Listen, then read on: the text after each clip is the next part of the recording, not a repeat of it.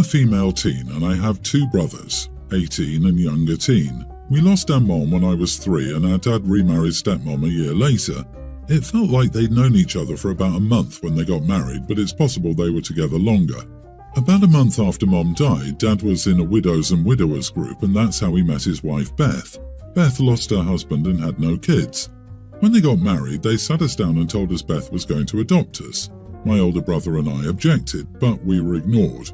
Around that time, we heard some extended family try to talk them out of it as well, saying we would be taken care of if anything happened to our father, no need to go through with the adoption. Beth told them that she was our mother now and the adoption needed to happen. We spoke to a social worker and the judge before the adoption occurred. Initially, their request was rejected based on our conversations, but then they came up with a story that we'd have nobody else to take care of us, and our family had already said they wouldn't raise us if anything happened to Dad, and it was done. We had new birth certificates since the adoption. Her name is in the place of our mother. Found that out when I gave my mom's name in school one day and had to bring in my birth certificate and saw Beth's name. My brothers had no idea that happened either. It made my older brother angry so much that he told Beth he hoped she would die and we could be adopted again since she was far more replaceable than Mom. That incident made Beth and our father put him into therapy with them. That lasted for 2 years until he moved out last year. He then asked our maternal grandparents to adopt him since he couldn't find a way to reverse the adoption. Recently, Beth and my father have figured out that I want to do the same, and so does my younger brother. Beth broke down and said she just wanted the chance to be a mother and wanted us to love her back. My father suggested we all go to therapy, separate sessions with each of us, and try to work out a compromise. I told him it was too late for that. They'd already erased Mom and nothing they could say would make me feel different about what they did. I told Beth we were never her children and she would need to accept that she would never be loved back. My father told me that wasn't true. We could still work something out, like have our grandparents adopt us but call him and Beth Mom and Dad, and let them still be parents and grandparents in the future. When I said there was no room for compromise and it was too late, they said I was being so unfair. Am I the idiot? Not the idiot, but your father and Beth sure are. Beth is the kind of stepmom that gives step-parents a bad name. She wanted to adopt you and your brothers because she just wanted a chance to be a mother. So she hijacked the 3 of you and promptly erased your mom's memory. But your father is even worse because he allowed all this to happen over your wishes, and so quickly after your mom's death. It just sounds like he wanted to get a replacement mom in the door as quickly as possible so the family could regain a semblance of normalcy, but in the process, he prioritized Beth's agenda over his kids' feelings and well-being. Mother-child bonds and love can't be forced, and this is what he tried to do. Do you know what those groups practice? Not making life-altering decisions for at least a year, and allowing children time to grieve too. Opie's dad did so much wrong, and bringing another grieving widow into his situation so they could fill voids in each other, instead of doing the difficult work of recovery, was dumb. Let's be real. Opie's dad remarried so quickly because he needed someone to do emotional and household labor and help raise his 3 young children. Don't go to therapy with liars until you have a relationship with a therapist who understands what you're dealing with and is committed to being on your team. And maybe, are you in possession of any photos of your mom? You might want to hunt those down now. I would also contact the hospital where you were born to see how you can get a copy of your original, unaltered birth certificate. They lied before a judge, so that might be an avenue to delete the adoption. For context, our neighbour's son Nick is the same age as our daughter Ava and a great friend of hers. They're both young children. My wife, 35, and I, 36 female, have him over for the day very often, and our daughter goes to see him during the day as well. Overall, they're both great kids and excellent friends. We have an aquarium in the house with 8 fish in it. Nick and Ava have named all of the fish and enjoy feeding them and spending time with them while they play in our house. Nick was in our house, his parents were out and sent him over, when unfortunately one of the fish passed away. His name was Mr. Bubbles. Ava and Nick were very sad and cried over him. After they calmed down, my wife and I prepared a memorial, with a grave in the backyard and a formal ceremony. Nick and Ava drew pictures of Mr. Bubbles and they wrote a sentence from each of the other fish, Mr. Bubbles' friends, to read at the ceremony. We buried the pictures and the notes with him. At the very end, Nick asked if he was asleep. I already had this conversation with Ava when my wife's father passed away, so she would sometimes join me in my answers, but overall the conversation was something like this. I said he wasn't asleep and that sleep is not the same as death. He asked how they were different. I said sleep is another way of existing for the living, while death is simply the absence of life and everything that keeps someone alive. We talked a little more about this. He asked if Mr. Bubbles would come back, and I said he wouldn't, but he would always exist in Nick's mind, and that is very meaningful. He asked if he was in heaven, and I said I don't know. The next day, my wife got a call from Nick's mom, saying we shouldn't have talked to him about this and that we were not his parents and we were overstepping boundaries, especially because they wanted Nick to believe in the concept of heaven and purgatory. Now, I had the conversation only because he was desperate for some answers and he was comfortable, but I still wonder if I overstepped a boundary. His parents were out and sent him over.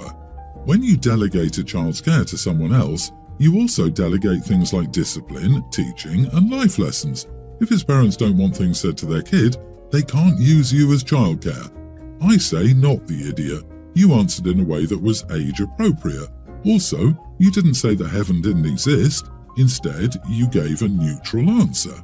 The fish dies in front of the kid. There was no pretending, and you handled it as diplomatically as possible to allow for his family beliefs by saying you don't know where he went.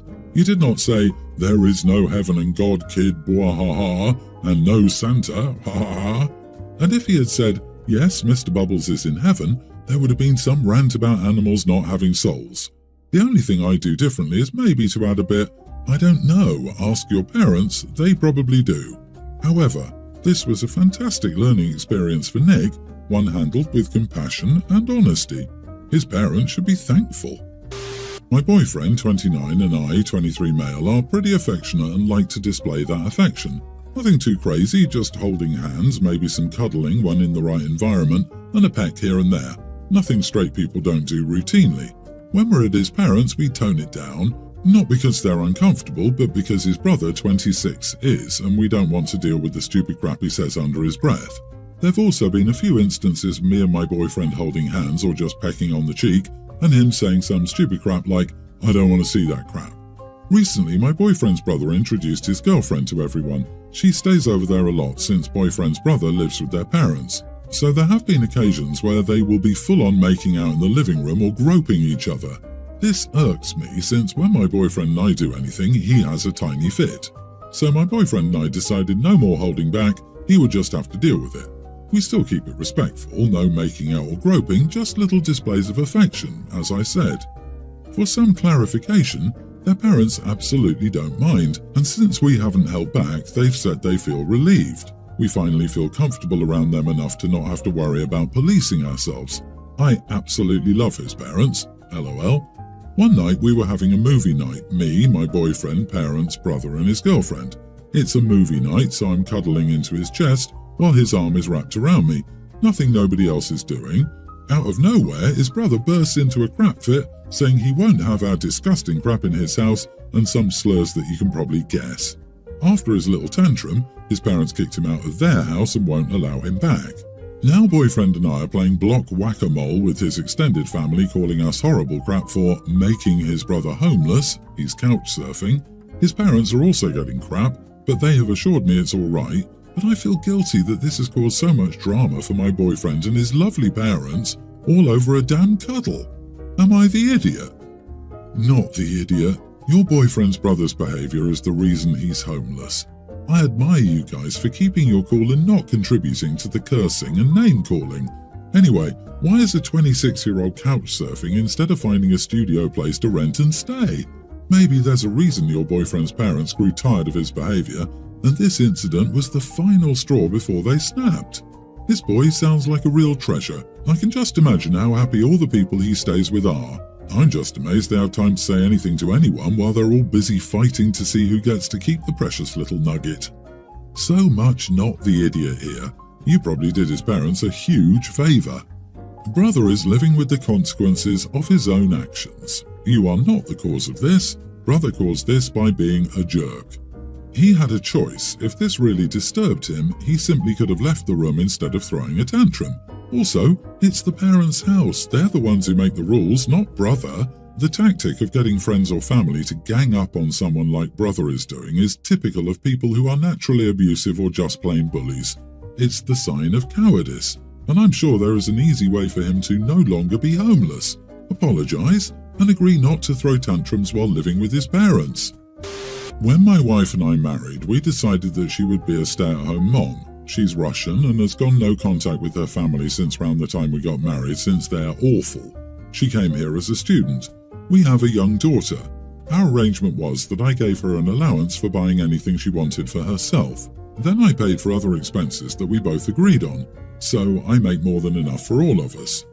It's always been a point of contention, and she wanted me to increase her allowance.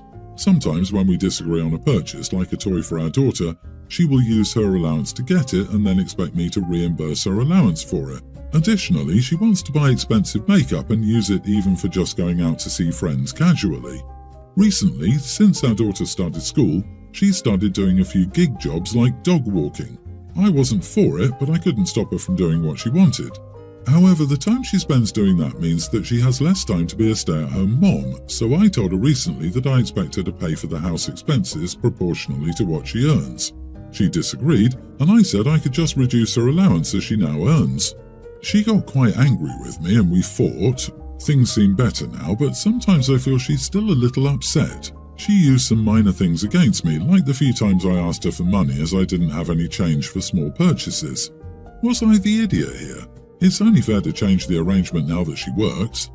You are the idiot. Financial abuse has entered the chat. Congratulations, though. I've never before seen a man get cranky because his wife likes to wear makeup when she's meeting up with friends. Why do you treat your wife as a kid rather than an equal partner in the marriage? She's your wife, not a roommate, not a slave or a child. Jesus, you sound super controlling. Legally, half of your money is hers anyway. Stop trying to control her. Is your allowance the same as hers? I'm a stay-at-home mom and work part-time. All the money goes into our account, and we sit down and do a budget every month. We each have our own account that we move personal spending to each week. It's the same amount for both of us. You are essentially paying her to be your wife and homemaker. She was obviously more vulnerable to this abuse since you chose someone without a family to help her. What the heck do you know about makeup? Women are under a lot of pressure to keep up appearances, and let's not kid ourselves. You'd be here posting about how your Madge is letting herself go if she wasn't. You don't have a wife or want a wife. You desire a housekeeper who will sleep with you. Hopefully she's stashing her earnings away so she can leave you. Update. I get it. I am an idiot. I know I have controlling restrictions on her.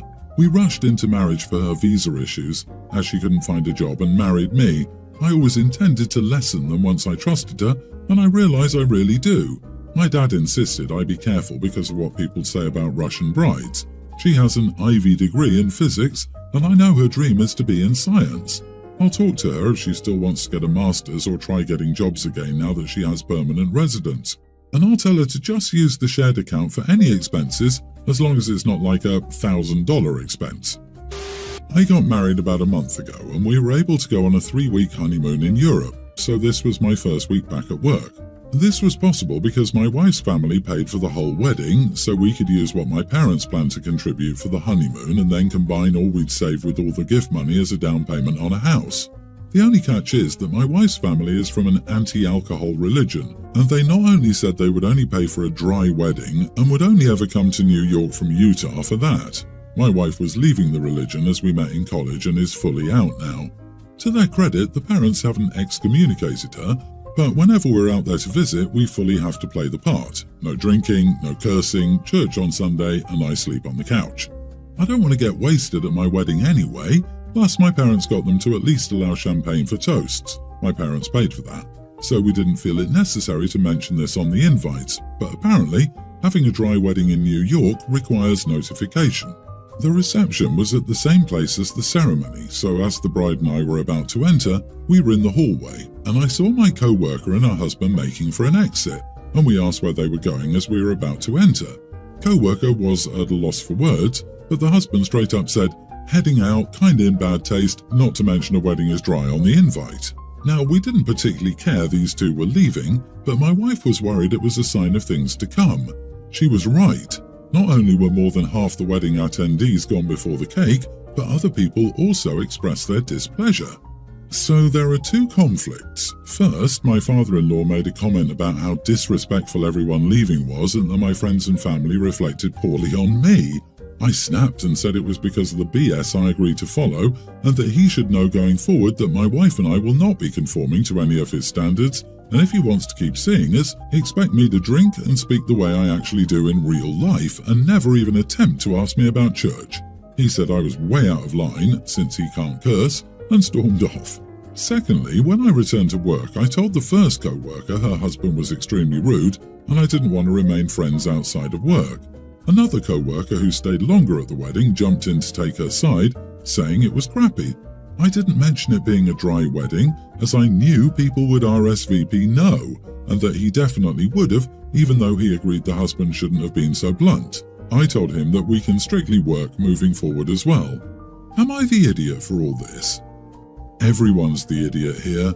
They offered to pay and you accepted the money because you agreed to their terms. Getting crappy with them because your guests left because of your decision is ridiculous. Your co-workers are idiots because you go to a wedding to celebrate the bride and groom's marriage. If you don't like how they celebrate, that's fine, but you keep your opinions to yourself. Your in-laws are idiots because they insisted on this crap in the first place. This is basically a mess. I agree, everyone's the idiot here, and here is yet another perfect illustration of why people should pay for their own weddings. Do you want a wedding that is authentic to your values? Pay for it yourself.